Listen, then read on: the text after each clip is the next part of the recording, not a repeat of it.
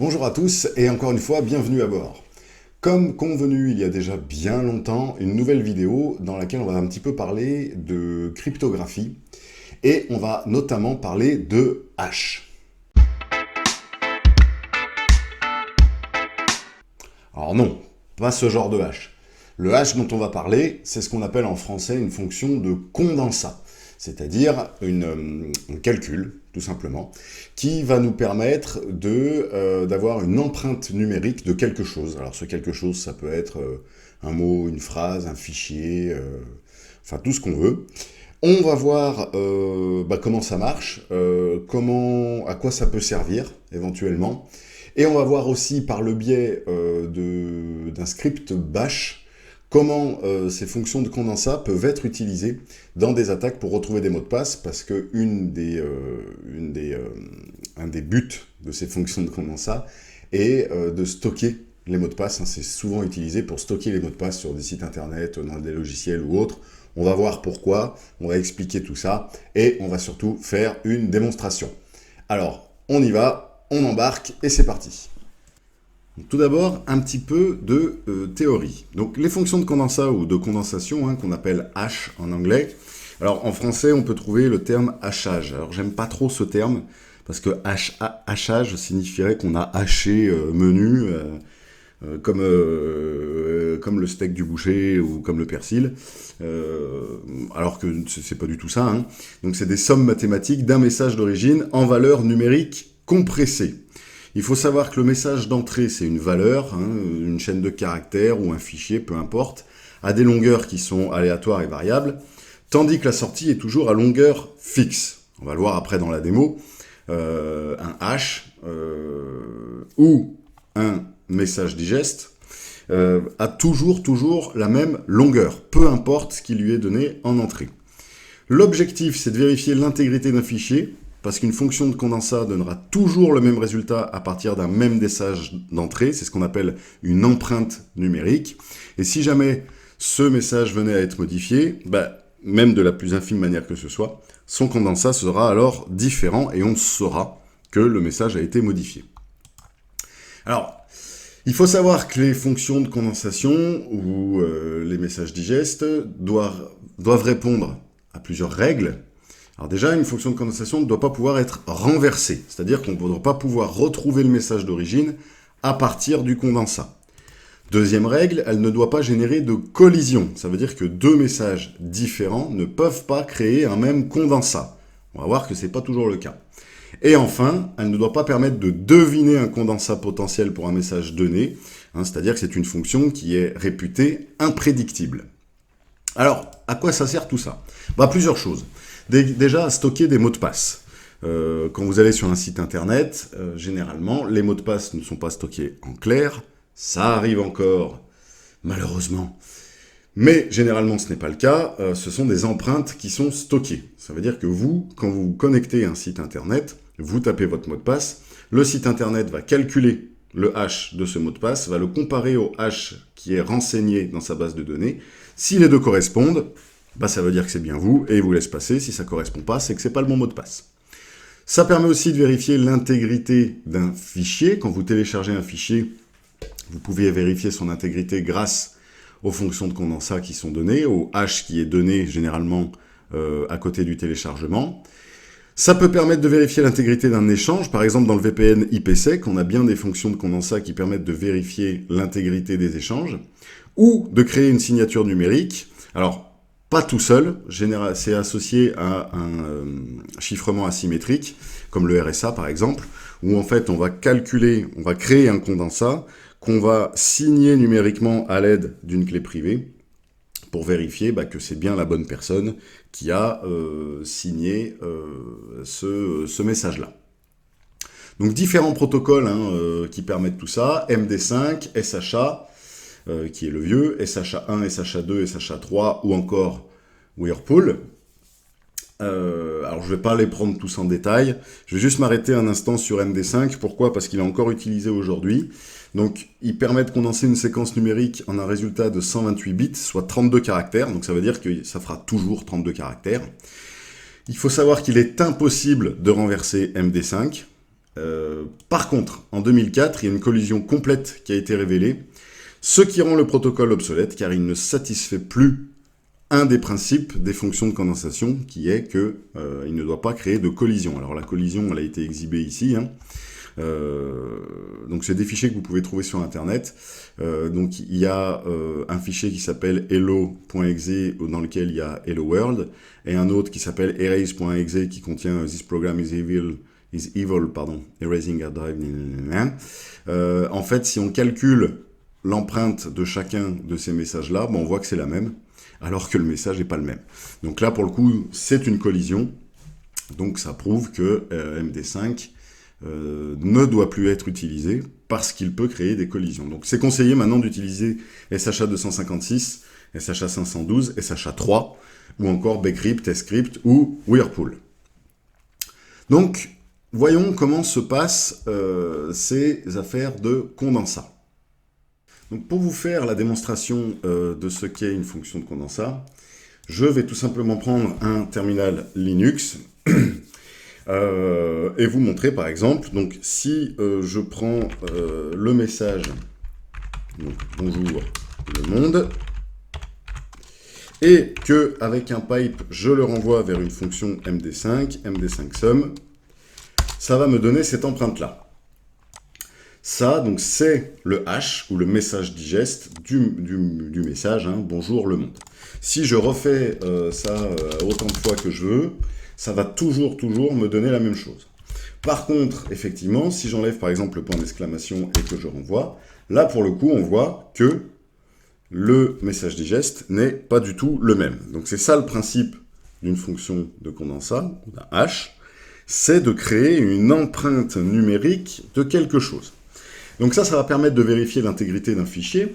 Par exemple, si vous téléchargez Debian, vous pouvez constater que là, vous avez les ISO de téléchargement, et vous avez ici un truc qui s'appelle SHA 512 sum. Donc par exemple, pour ce fichier-là, l'empreinte, c'est ça. Donc ça vous permet, vous, quand vous téléchargez un fichier, de recalculer son empreinte pour vérifier que ce soit bien le bon fichier que vous avez téléchargé. Alors ça, par exemple, ça veut dire que personne n'est venu modifier l'installateur pour y mettre des cochonneries dedans, hein. Donc ça, c'est valable pour... Là, c'est un ISO, mais ça pourrait être un logiciel qu'on télécharge ou autre. Généralement, chez les éditeurs sérieux, sur la page de téléchargement, on vous donne le MD5 ou le SHA du fichier en question pour que vous puissiez vérifier que vous avez bien le bon. Voilà à quoi ça peut servir. Donc maintenant, ça peut marcher aussi pour un fichier. Donc je vais créer un fichier, alors je ne vais pas le faire avec Touch mais Nano. Je vais créer un fichier test.txt, hein, tout simplement. Dans test.txt, bonjour, ceci est un fichier de test. On va enregistrer. Et donc là, je vais pouvoir donc calculer le condensat de ce fichier. Donc pour ça, je vais rappeler la commande md5sum et je vais lui donner mon fichier test. Voilà, donc là, il m'a donné l'empreinte de test. Alors je fais avec md5, hein, mais au passage, hein, je peux faire un SHA 256 sum test.txt et ça va me donner l'empreinte en SHA 256. Vous voyez que c'est beaucoup plus long. Donc ça, toujours pareil, hein, si je le fais plein de fois, ça me donnera la même chose. Par contre, imaginons que quelqu'un modifié, je vais juste rajouter modifié, OX, quelqu'un modifie mon fichier. Si je recalcule, là on voit que l'empreinte d'origine et l'empreinte, une fois modifiée, n'est pas du tout la même. Donc ça permet aussi de vérifier l'intégrité de fichiers qui seraient stockés quelque part, pour bien s'assurer qu'ils n'ont pas été modifiés entre le moment où ils ont été créés et stockés et le moment où ils sont récupérés. Donc ça, c'est un exemple.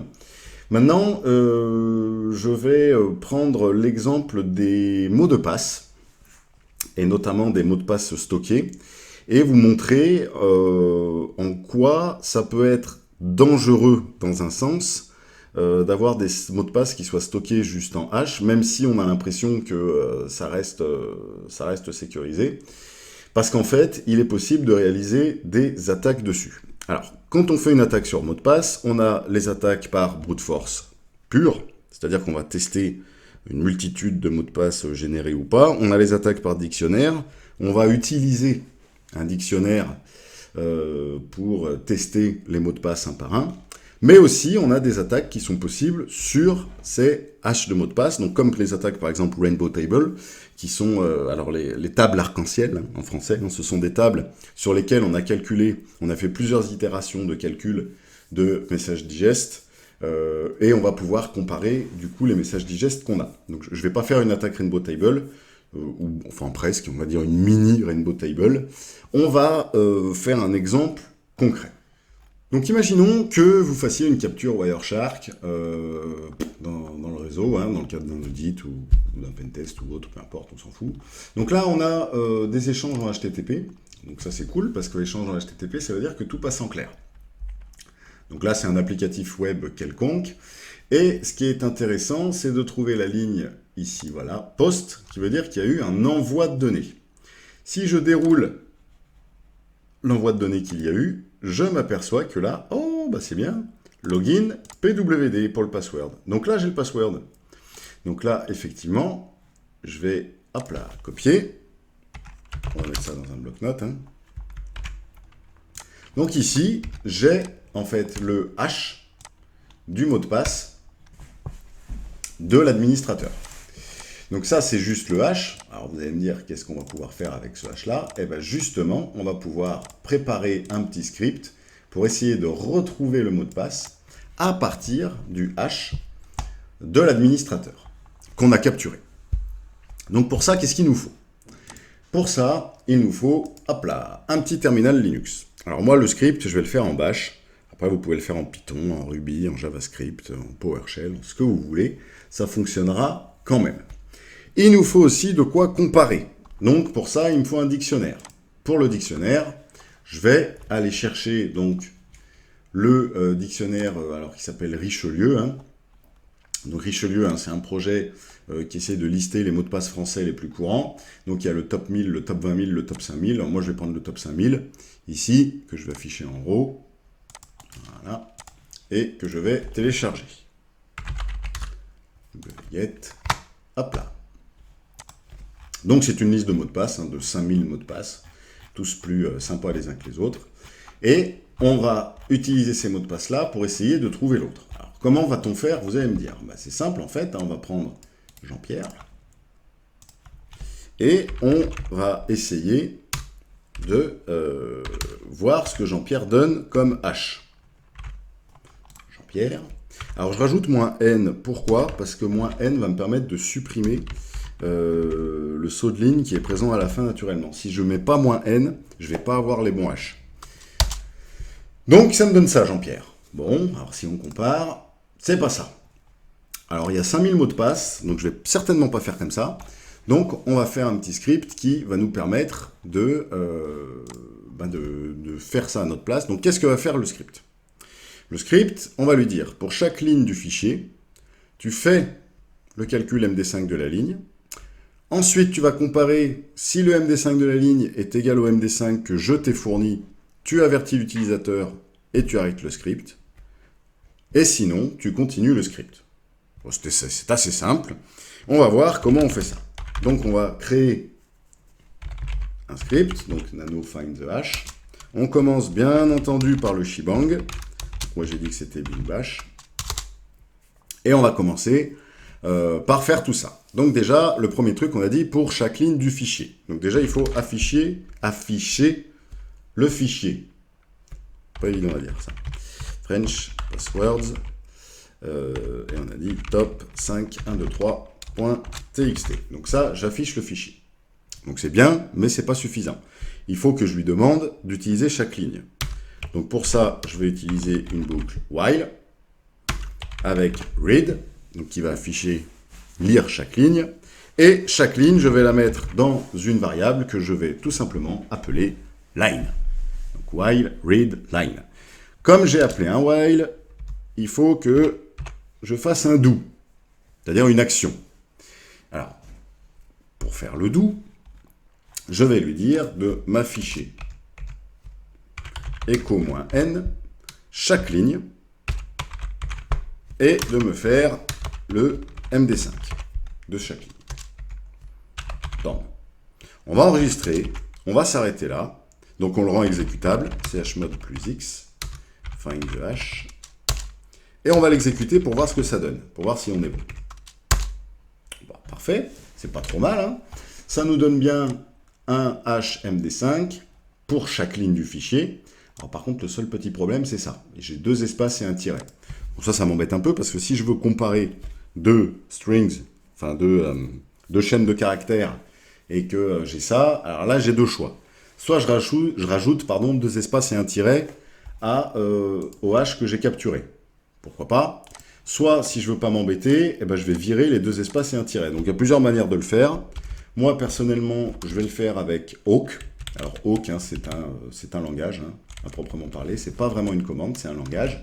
En fait, awk va, va considérer chaque ligne comme un tableau, si je puis dire, et avec des colonnes. Et par défaut, il va utiliser des espaces comme séparateurs.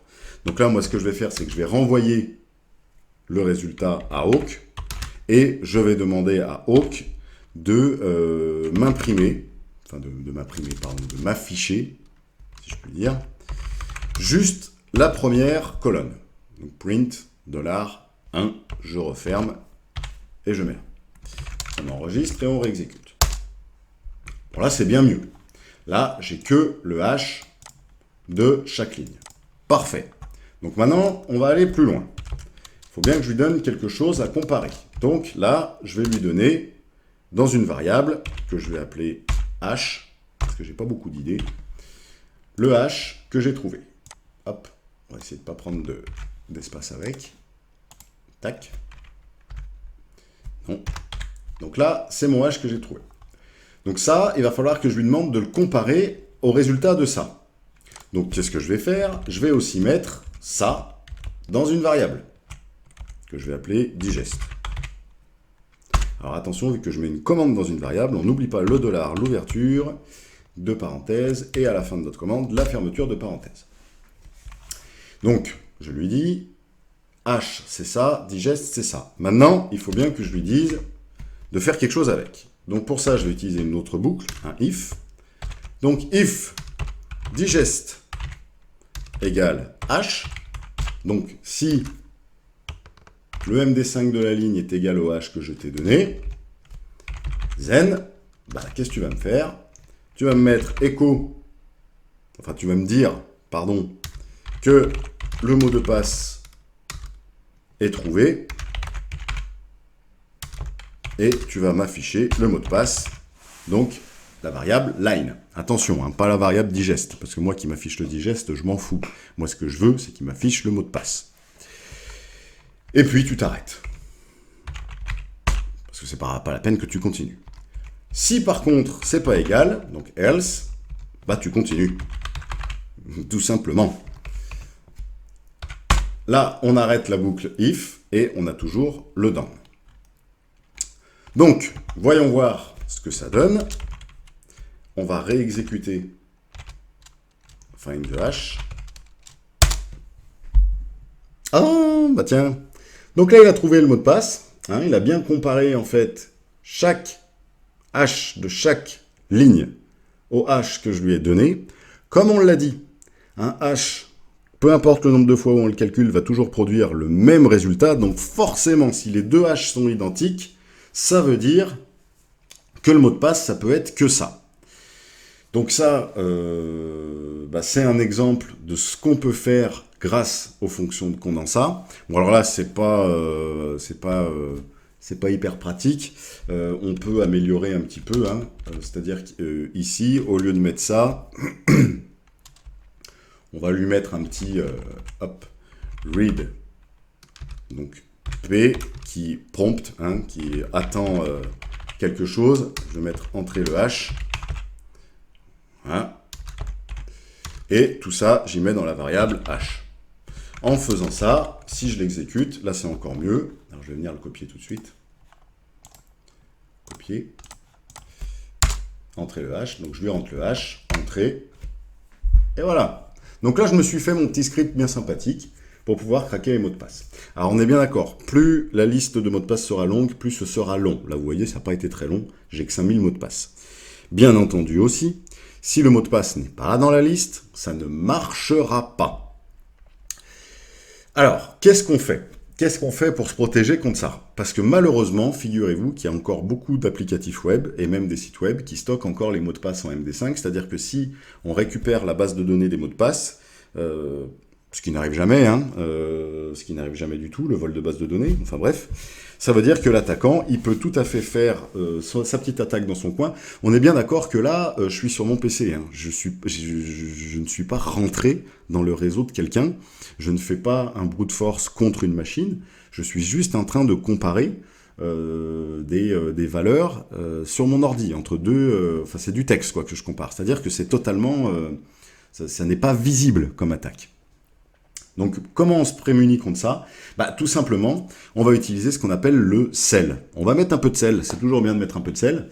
Donc, le salage de mots de passe, c'est-à-dire que, par exemple, pour chaque utilisateur, le site internet va utiliser une série de caractères, qui va rajouter au mot de passe que rentre l'utilisateur.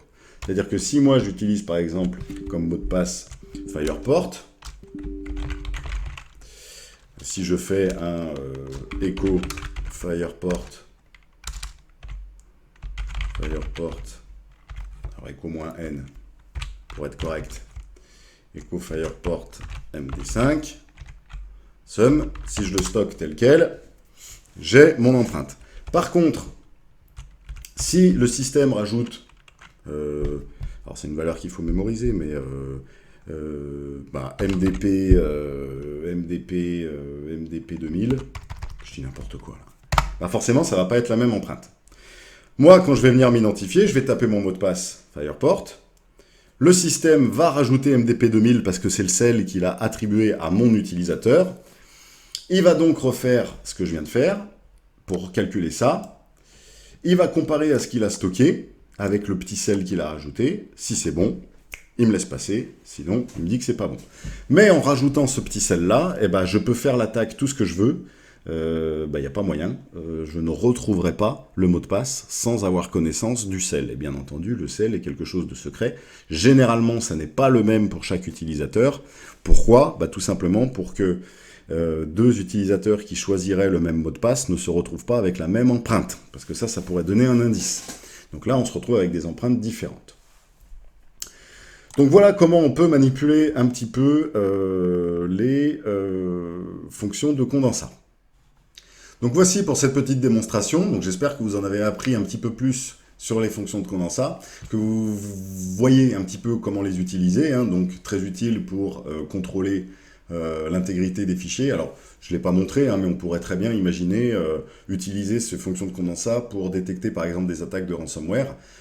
Si par exemple je fais un script qui aléatoirement va prendre un ou deux fichiers et calculer les condensats de manière régulière et va pouvoir voir s'il y a une modification massive des fichiers, par exemple si 10 fichiers ont été modifiés en l'espace de 2 secondes, c'est bien qu'il y a quelque chose qui est en train de se passer. Donc ça peut être utilisé pour plein de trucs. Si vous êtes développeur, j'espère que vous allez mettre un peu de sel dans le stockage pour vos applications. On évite l'utilisation de MD5, même si c'est pratique et même si il y a plein de bibliothèques et que c'est rapide, etc. On préfère SHA 256 à minima, ou Bcrypt, si on fait du PHP, ça marche très bien aussi. Et on prend des mots de passe qui ne sont pas communs et qui ne risquent pas de se trouver dans des dictionnaires de mots de passe sur lesquels après qu'on puisse utiliser pour mener des attaques. Écoutez, j'espère que cette vidéo vous a plu. On se retrouve pour une prochaine vidéo, je ne sais pas quand, on verra. D'ici là, en tout cas, bon vent et n'oubliez pas, la connaissance est un plat qui se mange à plusieurs. À bientôt!